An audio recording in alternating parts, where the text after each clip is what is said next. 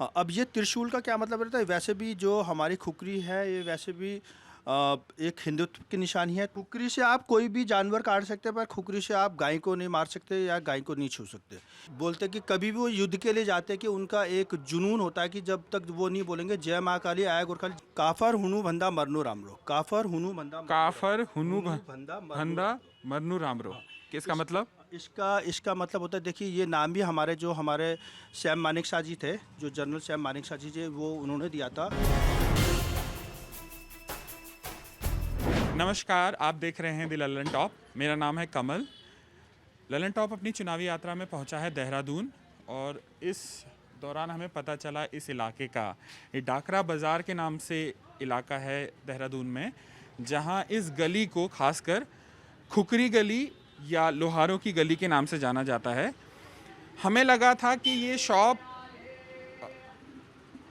Presents या price के तौर पे या आप एक सोवेनियर के तौर पे ले जाना चाहें तो उस तरीके से मैन्युफैक्चरिंग करती होगी, बनाते होंगे।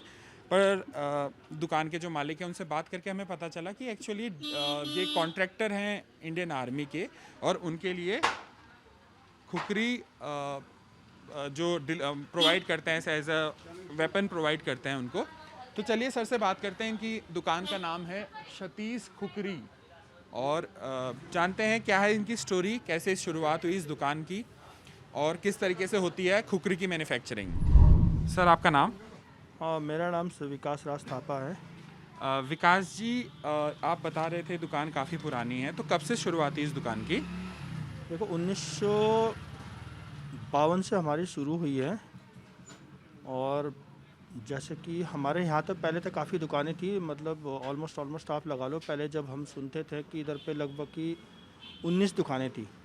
अब थोड़ी 19 दुकानों में क्या हुआ कि जैसे जैसे परिवर्तन हुआ लोगों का, अब लोगों ने क्या करा कि जैसे इसमें हार्ड वर्क बहुत है, बहुत मेहनत वाला काम है, इस कारण से लोगों ने उसमें भी थोड़ा माइंड डाइवर्ट किया। और दूसरी चीज़ें मैं आपको बताऊं तो जैसे हम लोगों ने जो हम भी इस चीज़ को फेस कर रहे हैं कि मैन पावर, देखिए सबसे मेन होता है हमारे खुकरी के काम में मैन पावर, कि अगर जब तक आपके पास मैन पावर नहीं है तब तक नहीं कर पाओगे, क्योंकि हमारे में हैंड वर्क का काम होता है, जो हाथ का काम होता है ऑलमोस्ट 99% हाथ का काम होता है।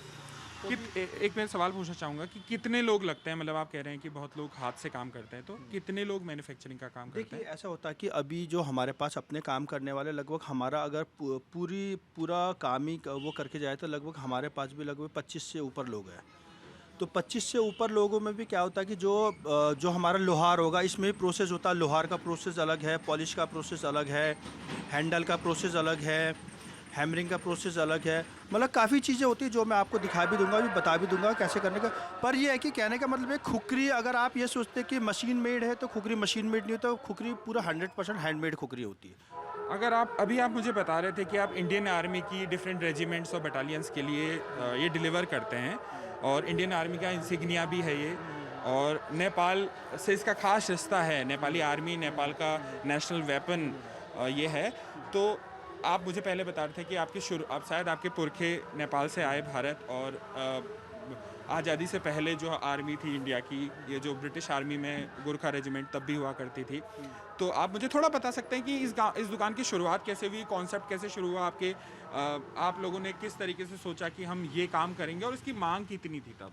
देखिए अगर हम पहले 1952 की बात करते, उस समय तो ऐसा था कि उस समय इतनी टेक्नोलॉजी भी नहीं थी। उस समय तो ऐसा था कि इतना, जो बड़े बुजुर्ग लोग हमारे पिताजी लोग हमें बताते हैं कि उस समय तो हम लोग इवन जो अभी हम लोग मशीन यूज़ कर रहे हैं वो मशीन भी था, उसको भी हम हाथ से, या एक फाइल होता है रेती जिसको हम रेती कहते हैं, उससे रगड़ के उसको पॉलिश करते थे। उस समय इतना टफ था कि मतलब हम बताने से, अभी तो टेक्नोलॉजी के हिसाब से कभी बड़ा भी है। और दूसरी चीज़ आपने मुझे बोला कि गोरखा नेपाली के बारे में, तो मैं आपको एक चीज़ बताऊँ, जो हमारा ये वेपन है खुकरी, खुकरी बेसिकली क्या है कि हमारा ट्रेडिशनल वेपन्स है, ट्रेडिशनल हथियार है। चाहे आज के डेट में तो आप चाहे नेपाल से कहो, चाहे इंडियन गोरखा कहो, चाहे हमारे गढ़वाली भाई कहे, चाहे कुमाऊनी कहे, कोई भी ओरिजिन होगा, कोई भी पहाड़ी क्षेत्र में रहेगा तो वो खुकरी तो रखेगा रखा। क्योंकि ऐसा है, देखिए खुकरी को आप यही मत सोचिए कि खुकरी हम लोग एक आस्था के लिए भी रखते हैं। खुकरी को आप, हमारे में कहते हैं, हमारे पहाड़ियों में कहा जाता है खुकरी आपके लिए एक ऐसा हथियार है कि आप उसको जीवन से लेकर मरण तक रखोगे। आप जब जन्मोगे तब भी आपको रखना पड़ेगा, अब जब मरोगे तब भी आपको रखना पड़ेगा। मतलब जीवन पैदा होते हुए बच्चे को भी खुकरी आपको साथ में रखते हैं और मरते हुए आदमी के सामने भी खुकरी रखा जाता है। सर ये बहुत सारी खुकरियाँ यहाँ पर दिख रही हैं, आप बता सकते हैं कि इसमें अलग अलग क्या है, थोड़ा हमें पकड़ के दिखा सकें हमारे दर्शकों को।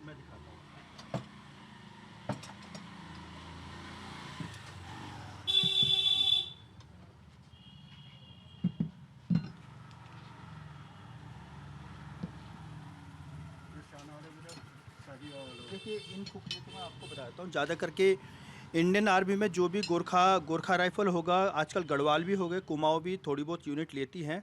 तो ये हम लोग सेरेमोनियल खुकरी होता है जो इसको जो जितने भी सिपाही जो भी ड्यूटी में बैठेंगे तो ये लोग ड्यूटी में लगाते हैं अपने। नाइट ड्यूटी हो गया चाहे डे ड्यूटी हो गया, जो भी सिपाही बैठेगा वो अपने लिए एक खुकरी कैरी करेगा।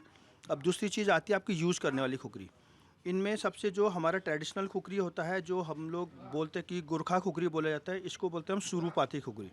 सूर्यपाती खुकरी, सुरूपाती खुकरी, इसका नाम ये क्यों हाँ, पड़ा? सिरुपाती खुकरी का मतलब होता है, आपने देखा होगा बिल्कुल ब्रॉडनेस, मैं पकड़ बिल्कुल, हाँ सकता हूँ? हाँ प्लीज़। ये बोल रहे हैं कि ये शुरूपाती कुकरी है और ये जितना लग रहा है इसका वेट बैलेंस अलग अलग तरीके से बिल्कुल, डिस्ट्रीब्यूटेड है। बिल्कुल। पता चल रहा है हाथ में किस तरीके से मुड़ रहा है। तो ये नाम कैसे पड़ा, आप बता सकते हैं? शुरूपाते का मतलब होता है, गोरखाली में कहते हैं शुरू, मतलब बिल्कुल शुरू से लेकर स्टार्ट से लेकर बिल्कुल टॉप टू बॉटम होता है, बिल्कुल पतला। ये जब आप इसके एज में जाएंगे, यहाँ से आप शुरू करेंगे तो ये बिल्कुल जैसे आपको लगेगा कि बिल्कुल स्केल के बराबर है, और ये ब्रॉड नहीं होता। ये बेसिकली ये इतना लाइट वेट होता है कि आप इसको अपनी तरफ से, जैसे कहीं भी जाते हो आप लोग, हंटिंग के लिए कहो, चाहे जंगल के लिए कहो, चाहे हमारे फौजी भाई लोग जाते हैं जैसे फील्ड में, तो उनके लिए आसानी भी होती है और लाइट वेट होता है। और आपको कैरी करने में सबसे अच्छी चीज़ क्या है, क्या बोलते हैं इसको, इसको यूज़ करने में बहुत आसान है। और ये मैं इसकी सबसे स्पेशलिटी बताता हूँ, ये होती है 100% हैंडमेड खुकरी। इसमें आपको 1% भी आपको इसमें मशीन मेड काम नहीं होगा, ये 100% हैंडमेड खुकरी है। और अब मैं जाता हूँ इसमें, ये दूसरी, हाँ जी, इसमें थोड़ा एक अंदर तो मुझे ये दिख रहा है कि इसका जो हैंडल है वो जी, मेटल का है, जी, जबकि इसमें लकड़ी का काम दिख जी, रहा है शायद। जी। तो देखिए, हाँ, बताइए। देखिए मैं आपको बताता हूँ, ये क्या रहता है कि इसको हम कहते हैं धरानी खुकरी, इंडियन मेड खुकरी। ये इंडियन मेड खुकरी है। इसमें हम लोग 90% मशीन मेड काम होता है। ये पूरी 90% मशीन से बनी हुई खुकरी। जैसे आप देख रहे हैं कि जैसे मैंने आपको बताया शिरोपाती खुकरी, इसमें लकड़ी का हैंडल है। इसको हमारे जो काम करने वाले हैं ये हाथ से बनाते हैं। अब ये होता है, ये भी हाथ का है पर ये मोल्डेड है, ये मोल्ड करके बनाया गया है। अब इसमें धरानी, जैसे मैंने आपको बताया इंडियन मेड खुकरी है, धरानी मेड खुकरी है। ये धरानी मेड खुकरी बहुत अच्छी होती है। जैसे आप इसको यूज़ करते हो, जैसे बोलते हैं ना कि जैसे हमारे लोग, जैसे हमारे आर्मी में क्या होता है, इंडियन आर्मी में कितने लोग होते हैं मांस खाने वाले लोग हैं, कोई भी मांस खाते हो, मतलब इससे मोटी से मोटी हड्डी, मोटी से मोटी मांस, मतलब ये काटने के लिए बहुत अच्छी चीज़ है, शिरोपाती खुकरी और धरानी खुकरी। और मैं खुकरी की एक बहुत अच्छी चीज़ बताता हूँ आपको। जैसे अनूमन लोगों को ये पता होना चाहिए, हमारे आपके माध्यम से भी पता होना चाहिए, लंदन तो आपका भी मैं धन्यवाद करता हूँ। देखिए आप इस चीज़ को देखिए, आप इसको शेप देख रहे होंगे, त्रिशूल का निशान, आप थोड़ा फील करेंगे। हाँ, यहाँ पर एक त्रिशूल के शेप का निशान बन रहा है, आप देख पा रहे होंगे कैमरे में। हाँ, अब ये त्रिशूल का क्या मतलब रहता है, वैसे भी जो हमारी खुकरी है ये वैसे भी एक हिंदुत्व की निशानी है। तो आप खुकरी एक मतलब हिंदू के निशान से ले सकते हैं, त्रिशूल। और दूसरा चीज़ कहा जाता है गाय के खुर होता है इसमें, जैसे आप ऐसे रखेंगे तो गाय के खुर होगा, जैसे आप देखो ना गाय के खुर का शेप आ जाता है इसमें। अच्छा, हाँ, ये अगर उल्टा कर रहे हैं तो गाय का खुर का शेप बन कहते रहा हैं है। खुकरी से आप कोई भी जानवर काट सकते हैं, पर खुकरी से आप गाय को नहीं मार सकते या गाय को नहीं छू सकते। ये हमारा हिंदू वेपन्स है, इसलिए आप खुकरी को गाय का मतलब जो भी है गाय को हार्म नहीं पहुंचा सकते। तो धार्मिक मान्यता के तौर पे आप गाय नहीं छू सकते, गाय को नहीं छू सकते इससे। बिल्कुल नहीं, खुकरी से तो बिल्कुल भी नहीं। और मैं तीसरी चीज़ और बताना चाहूँगा आपको, अगर साइंटिफिकली और खुकरी के मॉडिफाइड के हिसाब से देखा जाए तो इसका एक और बहुत अच्छी चीज़ है, जैसे हम लोग जैसे मारते हैं, इसको काटते हैं तो वाइब्रेशन रिलीज़ करने के लिए यहाँ से वाइब्रेशन रिलीज़ करता है। और दूसरी चीज़ हम लोग जैसे सुनते हुए आए बचपन से, और इसका हमने साक्षात सबूत भी देखा है, जैसे कि कारगिल वॉर में जब हमारे इंडियन आर्मी हमारे यहाँ पे गई थी कारगिल वॉर में, तो जब इन्होंने खुकरी यूज़ किया था तो हम लोग सुनते थे कि, और जो भी वेपन वो कैरी करते थे, वेपन कैरी करते समय जब किसी हमारे देश के दुश्मनों से वो झगड़ा करते थे तो आपने देखा होगा उनके हाथ में ब्लड आ जाता था। तो वो ब्लड क्या था, हाथ में आने के कारण से हाथ में काफ़ी लुब्रिकेंसी आ जाती थी। तो इसका एक और कंसेप्ट होता है, जब आप किसी को काटते किसी को मारते हो तो खून आपके हाथ में नहीं आएगा, खून सीधा यहाँ से गिर जाएगा। इसका ये भी बहुत अच्छा कंसेप्ट है। वैसे ही हम लोगों का तो ये स्लोगन चलता है कि मतलब हमारे में एक चीज़ और है, जैसे गोरखा आर्मी का 2-3 स्लोगन होता है कि आयो गोरखाली, जय माँ काली, आयो गोरखाली। इसका मतलब भी मैं आपको हिंदी में बताना चाहूँगा कि हमारे गोरखा लोग में एक चीज़ होता है कि जैसे आपने बोलते कि कभी भी वो युद्ध के लिए जाते हैं कि उनका एक जुनून होता है कि जब तक वो नहीं बोलेंगे जय माँ काली, आया गोरखाली। जय माँ काली का मतलब माता रानी हम आ गए, अब अपने दुश्मनों को सर्वनाश करने के लिए हम आ गए और खुकरी लेके आप लोगों को मार के जाएंगे। ये भी है। दूसरा चीज़ आपको बताते हैं, हमारे में एक और स्लोगन चलता है कि काफर हुनु भंदा मरनो रामरो। काफर हुनु भंदा काफर हुनु भंदा भंदा मरनु रामरो, किसका मतलब? इसका मतलब होता है, देखिए ये नाम भी हमारे सैम मानेकशॉ जी थे, जो जनरल सैम मानेकशॉ जी थे, वो उन्होंने दिया था गोरखाओं का नाम। कि वो बोलते थे आप डरने से अच्छा है कि आप मर जाओ। और हमारे में जैसे जीआर में भी कुछ बड़े ब्रेवरी कॉम है, जैसे कि हमारे 11 जीआर हो गए, 8 जीआर हो गया, 5 जीआर हो गया। इनमें बहुत जीआर मतलब गोरखा राइफल्स कहना चाह रहे हो? जीआर मतलब गोरखा राइफल। गोरखा राइफल में ऐसा होता है कि हमारे में वो कहते हैं कि जब तक आप मारो ना तब तक छोड़ो ना। जब तक मर जाता है आदमी उसके बाद भी वो मारते हैं कि मतलब जिंदा बचा है कि नहीं बचा। पहले कहने का मतलब है कि मतलब वो इतने ब्रेव कॉम है। मतलब एक जो इंडियन आर्मी में और हमारे वैसे भी गोरखाओं ने तो बड़ा देश में पूरे विदेशों में भी नाम कमाया इस चीज़ के लिए कि मतलब उनको, अगर आप इसको देखते हैं कि आज चाहे ब्रिटिश बोलिए, चाहे अमेरिका बोलिए, मेरे ख्याल से 2-3 कंट्री में और है ये, मेरे ख्याल से स्विट्ज़रलैंड में और इधर भी है गोरखा आर्मी। अच्छा जी। एक सवाल मैं पूछना चाह रहा था कि आप लोग जैसे जी जो एक चीज़ आप बता रहे थे कि आप आर्मी के लिए भी डिलीवर करते हैं, मैन्युफैक्चर करते हैं, तो आपका शायद उनसे पहले कॉन्ट्रैक्ट बनता है मेरे ख्याल से, राइट? बिल्कुल बिल्कुल। हमारी पहले उनसे ऑर्डर लेटर होता है कि मतलब जो भी उनके कमांडेंट होंगे उनसे हमारा ऑर्डर लेटर बनेगा कि हमें इतना इतना सामान सप्लाई करता है, फिर उनके बिहाफ से हम लोग सप्लाई से करते हैं। तो आप ये उत्तराखंड में ही करते हैं या ऑल इंडिया लेवल पे? नहीं, हमारा वैसे ऑल इंडिया भी इसी काम चलता है। और अगर कोई इंडिविजुअल यूज़र ये लेना चाहे, अगर हम लेना चाहें तो हम ले सकते हैं? देखिए वैसे हम तो वैसे क्या करते हैं कि अवॉइड करते हैं सिविलियन को। अगर सिविलियन ज़्यादा करके या आर्मी बैकग्राउंड से हैं या थोड़ा सा मतलब हम लोग इसको भी करते ज़्यादा करके। हम लोग क्या करते हैं, जैसे सिविलियन भी हमारे पास रिटेल के लिए आते हैं तो हम लोग उनसे आईडी ले लेते हैं कि आप आईडी दीजिए, फिर हम आपको खुकरी दे देंगे। अच्छा, ये आप इसका रेट बता सकते हैं? ये किस मतलब आप, मैं समझ गया आप सिविलियन को कम बेचते हैं, तो फिर भी क्या इसका रेट क्या होता है, इसका प्राइस क्या होता है? हमारी खुकरी जो अभी शुरू हो रही है, 550 रुपये से। 550 रुपये से लेकर जो अभी हमारी हाईएस्ट कॉस्ट बेचती है वो लगभग अभी 3200 रुपये तक की, 3200 रुपये तक की खुकरी मिल जाएगी। 550 से 3200 रुपये तक की। इसमें सबसे महंगी कौन सी है, बता सकते हैं? देखिए सबसे महंगी खुकरी है शीरोपाते खुकरी होती हैं, जो अभी ये 12 इंची की है। और 12 इंची की खुकरी अभी हमारे यहाँ 1600 रुपये की है।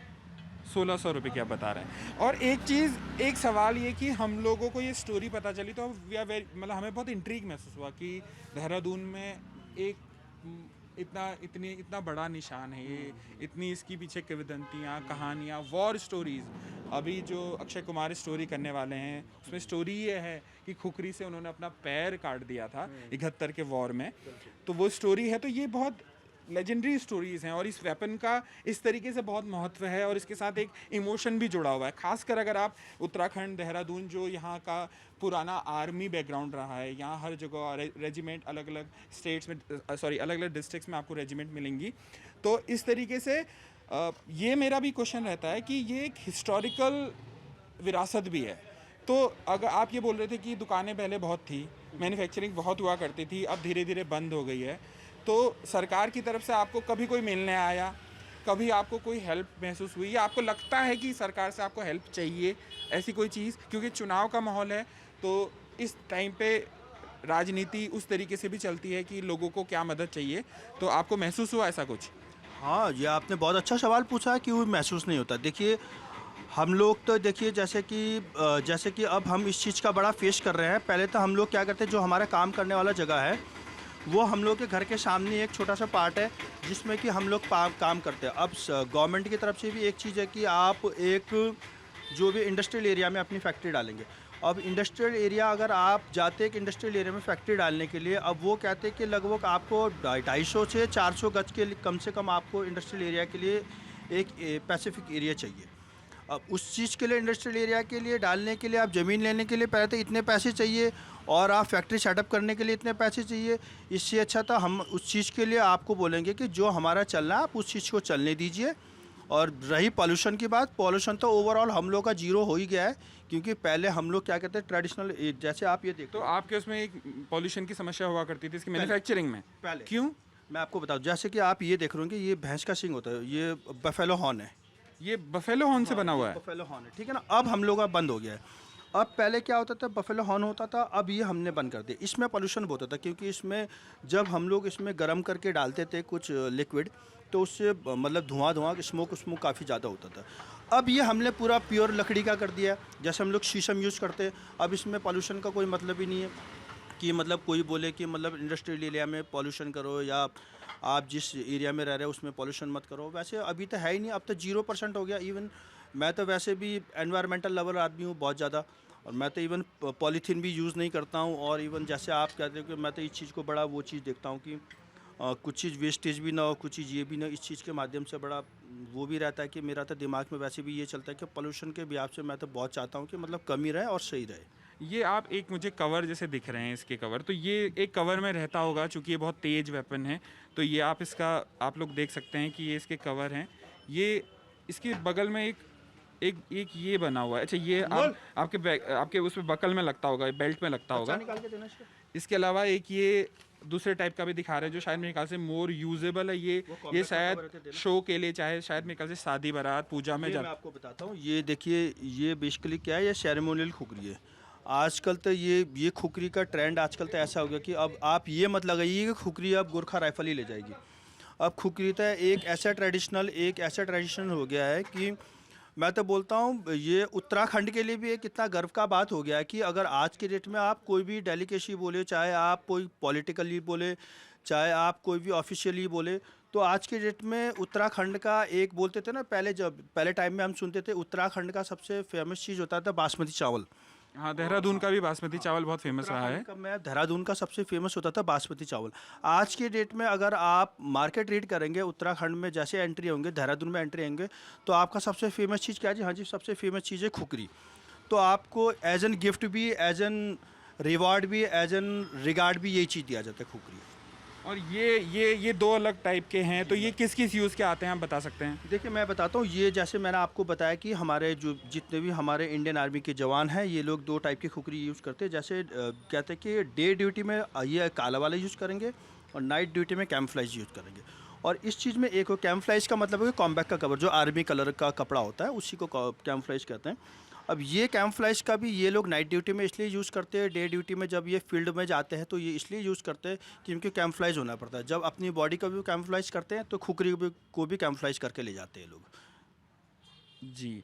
तो सर ने हमें काफ़ी डिटेल में बताया कि किस किस प्रकार के अलग प्रकार की खुकरियाँ हैं और उनमें उनके रेट क्या हैं और उसका क्या सिग्निफिकेंस है, हिस्ट्री क्या है, और देहरादून से इसकी पहचान कैसे जुड़ी है। जो यहाँ के लोग आते हैं वो इस तरफ ज़रूर आते हैं खुकरी देखने के लिए, या लोग गिफ्ट करते हैं। बोल रहे थे कि सिविलियंस को हम बहुत सोच समझ के या देखभाल के देते हैं। तो हम सर के साथ देखने की कोशिश करेंगे इसकी मैन्युफैक्चरिंग प्रोसेस और आपको वहाँ ले जाएंगे। तो दुकान पे बात करने के बाद हम यहाँ पहुँचे। यहाँ सर हैंडल पे रंग कर रहे थे और उसको तेज करने का काम करते हैं। तो यहाँ बैठे हैं, यहाँ पीछे रंग हो रहा है और खुकरियाँ रखी पड़ी हैं जिस पे तैयारियाँ चल रही हैं। तो पहले बात करते हैं सर से। सर, आपका नाम? जी, मेरा नाम भोटे है। अच्छा, आप बोल रहे थे कि आप इसको बनाने का काम करते हैं। एक बार ये खुकरी के बारे में बताइए, क्या है ये? ये तो खुगरी है, ये 15 इंची खुगरी है। और ये हैंडल हम खुद ही बनाते हैं, हैंडल ना पीछे फैक्ट्री पीछे पूरा। अच्छा अच्छा अब आज फैक्ट्री बंद है आज। अच्छा अच्छा तो ये धार धूर ये जो ये मार्केट में होता है ये अच्छा। बस। और ये जो आप कह रहे थे यहाँ यहाँ धार आप खुद लगाते हैं, तो ये इस जैसे कोई कस्टमर आते तो बोले धार लगा दो, बोले फिर धार लगा खुद लगाते हैं हम। अच्छा, ये इतना बड़ा जैसे ये है, तो ये हम लोग भी खरीद सकते हैं, लोकल लोग भी खरीद सकते हैं अगर चाहे तो? ये पूजा के लिए खरीद सकते हैं लोकल लोग। अच्छा, पूजा के लिए खरीदते हैं, मुख्य यही काम के लिए यूज़ होती है। पूजा के लिए। और आर्मी वाले लोग भी खरीदते होंगे? आर्मी वाले का पूरा आर्मी का है। ये खुगरी ये ब्लैक कलर है ना, ये गार्ड के लिए।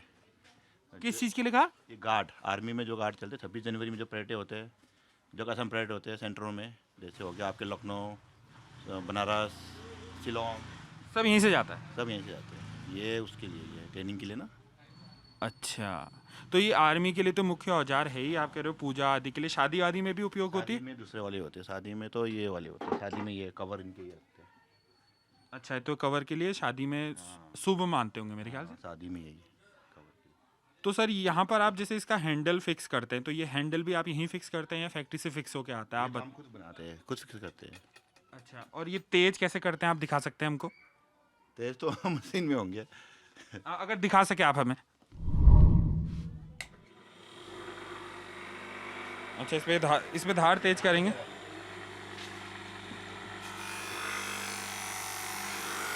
ये खुकरी पे धार तेज हो रही है। पूरी में तेज हो जाता है। ये ऐसे लगाएंगे। ये तो बहुत बड़ी खुकरी है, ये किस काम आती है? ये बकरे पूरे काटने के लिए पलटनों में। अच्छा अच्छा, तो मतलब अलग अलग टाइप की खुकरियाँ होती होंगी जो अलग अलग धार। इनके हैंडल सारे लकड़ी से बनते हैं या कोई और भी चीज़ का यूज़ होता है? भी होते हैं, मेटल के होते हैं हैंडल, आपको दिखाऊंगा। ये भी आप इसी में तेज करते हैं? हाँ जी, ये तेज नहीं होता इसमें, ये तो पॉलिश होता है गार्ड के लिए ना। ये अच्छा, ये जो आपने वो दिखाया था उसमें लकड़ी का है, ये मेटल का है। ये मेटल का, ये जैसे 100 पीस होते हैं, लोगों को 100 पीस देते हैं, उसके लिए ये क्या? अच्छा, इसका रेट? शादी के लिए ये। शादी के लिए, तो शादी में इसको लेके चलते हैं। हाँ जी। पीछे हम आप देखेंगे, हमारे दर्शक अगर देख सकेंगे तो यहाँ पेंटिंग का काम हो रहा है। जो भैया यहाँ पर पेंट कर रहे थे वो भी नहीं है, और यहाँ पीछे कुछ और चीज़ें बन रही हैं। आप अगर देख सके तो यहाँ पर कुछ और चीज़ें मैन्युफैक्चर, मेरे ख्याल से ये लोग ट्रॉफीज़ और ये सब कुछ भी बनाते हैं। तो यहाँ से, जैसा सर बता रहे थे, यहाँ से ये सब मैन्युफैक्चर होके इंडियन आर्मी कुछ लोकल पीस के तौर पे भी जाती हैं। और हमने सुना है सर कि विदेश से भी इसके ऑर्डर आए हुए हैं करके, ये भी सच है क्या? हाँ जी। तो कहाँ से ऑर्डर आए हैं आपके पास? ये तो बाहर से आते हैं, जैसे कोई ज़रूरी हो आदमी को, तवा के ऑर्डर आते हैं। सर आपका नाम? मेरा नाम अरुण सागर है। अरुण जी, ये खुकरी बनाने का काम आप कब से कर रहे हैं? ये मैं भी कर रहा हूँ, मेरे पिताजी भी कर रहे हैं, और मेरे दादाजी भी यही काम करते थे। कितने साल हो गए होंगे लगभग, मतलब 20-40 साल के आसपास या उससे भी ज़्यादा? हाँ, लगभग 40 साल से ऊपर हो चुके हैं काम को करते करते। और मैंने कुछ स्टोरी सुनी थी जो पढ़ी हमने यहाँ लोकल अखबारों में, कि इस एरिया में कई यूएस से, बाहर से, विदेश से भी ऑर्डर आए हैं, लोग आए हैं इंडिविजुअल मांग रखने के लिए। तो ऐसा आपके साथ यूजुअली होता है, आते हैं लोग खास तौर पे? क्योंकि देखो, उत्तराखंड में सिर्फ खुकरी ही ऐसी चीज़ है जो इंडिया पे कहीं भी नहीं मिलती है। और खुकरी लेने के लिए कोई भी टूरिस्ट यहाँ पर आता है, उसमें फॉरेनर भी होते हैं और इंडियन भी होते हैं। तो आप ही लोग ये इस एरिया में, इस पर्टिकुलर एरिया में ही खुकरी बनती है, आप कहना चाह रहे हैं? जी, यहाँ पर कम से कम 8 से 10 दुकानें हैं जो पूरे देहरादून में इसी एरिया में ही खुकरी मिलती है। और जैसे आप लोगों का एक खुखरी का एक रिलेशन नेपाल से भी है, तो वहाँ अपनी मैन्युफैक्चरिंग होती है, यहाँ से मैन्युफैक्चर होकर नेपाल भी जाती है? क्योंकि वहाँ का तो ये मेन औजार ही है, तो वहाँ एक अलग तरीके से बनती होगी। लोग घरों में भी छोटे छोटे मैन्युफैक्चरिंग यूनिट लगा के बनाते होंगे, तो आप लोग को उस बारे में भी आइडिया है? जी, नेपाल की जो खुकरी होती है वो वहाँ पे बनती है। इंडिया में जो खुकरी है वो देहरादून में सिर्फ यहीं बनती है। यहाँ से कोई खुकरी नेपाल नहीं जाती है और नेपाल की कोई खुकरी यहाँ पर नहीं आती है। और कोई अंतर होता है दोनों में, या एक ही लगभग एक ही चीज़ है? हाँ, मेन अंतर तो यही है कि वहाँ का जो कारीगर है वो अपने हिसाब से बनाता है, और यहाँ पे जो कारीगर है वो इंडिया के हिसाब से बनती है। पीछे हमें उन्होंने बताया था कि इसमें भैंस का सींग पहले से यूज़ किया जाता था हैंडल में, और अब लकड़ी का यूज़ किया जाता है। तो पहले आप भैंस के सींग से बनाते थे? हाँ, पहले हम सींग का इस्तेमाल इस पे करते थे, पर अब वो बंद हो चुकी है, तो उसके बदले हमने लकड़ी इस्तेमाल करनी शुरू कर दी है। अच्छा, और सर आप जैसे आर्मी को यहाँ से, आप कह रहे थे कि आर्मी को भी सप्लाई करते होंगे, मेरे ख्याल से आप सप्लायर भी होंगे, तो कितना लगभग कितना सामान, कितनी खुकरियाँ आप एक महीने में या पर्टिकुलर एरिया में करते हैं सप्लाई, बता सकते हैं? ये सब कुछ डिमांड पे निर्भर करती है। जो इंडियन आर्मी की डिमांड होती है उसी हिसाब से ही बनती है। जितना डिमांड आता है उतना ही बनता है। अगर कभी 1000 भी बन जाती है एक महीने में, कभी 25-30 भी बनती है। जैसी उनकी डिमांड होती है उस हिसाब से ही खुकरी बनती है। अगर मान लीजिए मैं कहूँ आपसे मुझे लेनी है, तो क्या मुझे आप ऐसी बेच देंगे या कुछ विशेष प्रोसीजर होता है? क्योंकि ये बड़ा औजार है, इसकी एक लेंथ है, इसकी धार बहुत तेज है, तो इसको मैं यूजुअली कैरी आउट भी नहीं कर सकता शायद, तो मैं क्या ले सकता हूँ अगर मैं लेना चाहूँ तो? नहीं, ऐसा है कि जैसे हमें जो लाइसेंस हमें मिला है वो आर्मी के बेसिस पे मिला है, इसलिए हम सिविलियंस को खुकरी नहीं देते हैं। तो आप सिविलियंस को खुकरी किसी भी हाल पे नहीं देते? नहीं देते हम, बिना अथॉरिटी के खुकरी किसी को भी नहीं देते हैं, खासकर सिविलियन को तो देते ही नहीं है। तो एक बात हमें जो सर ने पीछे से बताई कि ये कारीगर की बड़ी दिक्कत आने लगी इस काम में, कि ये एक ऐसा काम है जो हाथ से होता है, एक स्पेशलिस्ट व्यक्ति लगता है इसको करने के लिए। तो सर कारीगर की दिक्कत आप क्यों आ रही है कह रहे हैं इसमें? देखो, कारीगर की दिक्कत जो है वो पहले से है, अब ज़्यादा हो गई है क्योंकि अब जो नई पीढ़ी है वो इसमें घुसना नहीं चाहती। इसमें मतलब एक तो सीधी सी बात है कि अगर उसमें कमाई नहीं है तो समझ में आती है ये बात कि लोग नहीं जुड़ना चाहेंगे, तो क्या कमाई की दिक्कत है या कोई और दिक्कत है? नहीं, कमाई की तो कोई दिक्कत नहीं, क्योंकि इनकी मजदूरी तो इन्हें बहुत अच्छी मिलती है। पर ये काम ऐसा है कि अब नई पीढ़ी है, ये काम हैंडीक्राफ्ट का काम जल्दी से करती नहीं है, और इसलिए कारीगरों की कमी है इसमें अभी भी। और जैसे ये आपको पास आर्मी का कॉन्ट्रैक्ट है, वो हमेशा ही रहेगा लगभग आपके पास एक इन कांस्टेंट सप्लाई, एक ऐसा मार्केट है जो आपके पास हमेशा रहेगा, डिमांड हमेशा रहेगी। तो हो मुझे नहीं पता कि कितना आउटपुट रहता है, कितना सेलिंग होती है, पर यूजुअली जिस तरह से मुझे लगता है कि आर्मी इसमें जुड़ती है, आर्मी का इसमें कॉन्ट्रैक्ट अगर बनता है तो कमाई भी ठीक ठाक होती होगी और उस हिसाब से कारीगरों को भी ठीक ठाक कमाई मिलती होगी। बिल्कुल, ये जैसे कि हम सिर्फ आर्मी को ही सप्लाई करते हैं तो आर्मी से हमें अच्छे रेट मिलते हैं, हम आगे कारीगरों को भी अच्छी रेट में ही चीज़ें लेते हैं। और मान लीजिए आपके पास एक कारीगर है या दो कारीगर हैं, अगर ये खुदा न खास्ता कल ऐसी परिस्थिति आई कि इनको भी काम छोड़ना पड़ा, ये नहीं रहे, तो आप लोगों ने भी कुछ एक आगे सोचा है क्या करेंगे, कैसे करेंगे? हाँ, देखो, पहले जब हमारे दादाजी ये काम करते थे तब सारी चीज़ें हाथ से होती थी, पर टाइम टू टाइम ये चेंज होता गया। अब हम 50% मशीन पे डिपेंड है, 50% कारीगर पे डिपेंड है। हो सकता है जब कारीगर थोड़े और कम हो जाएंगे तो 80% मशीन पे डिपेंड हो जाएंगे। हमने सर से सुना कि ये एक लोकल क्राफ्ट है, एक ऐसी चीज़ है जो केवल देहरादून में बनती है। लोग खुकरी लेने देहरादून आते हैं तो देहरादून की पहचान है, जैसे बासमती चावल यहाँ की पहचान है, यहाँ के एजुकेशन इंस्टीट्यूट्स, दून स्कूल जैसे एजुकेशन इंस्टीट्यूट्स यहाँ की पहचान है, वैसे खुकरी यहाँ की खास पहचान है, जिसका आर्मी से लेना देना है, जिसका एक सांस्कृतिक महत्व है, जिसकी एक पुरानी हिस्ट्री है। तो सर ने हमें बताया कि किस तरीके से बनती है खुकरी, ये भी हमने जाना, और किस तरीके से उसके अलग अलग खुकरियों के अलग अलग महत्व हैं, उनको किस तरीके से बेचा जाता है, किनको बेचा जाता है। ऐसी और स्टोरीज हम आपके सामने लाते रहेंगे, लोकल एरियाज़ की, लोकल इम्पोर्टेंस की, जिसमें रोजगार जैसे मुद्दे भी जुड़े हुए हैं। आप देखते रहिए लल्लन टॉप। शुक्रिया।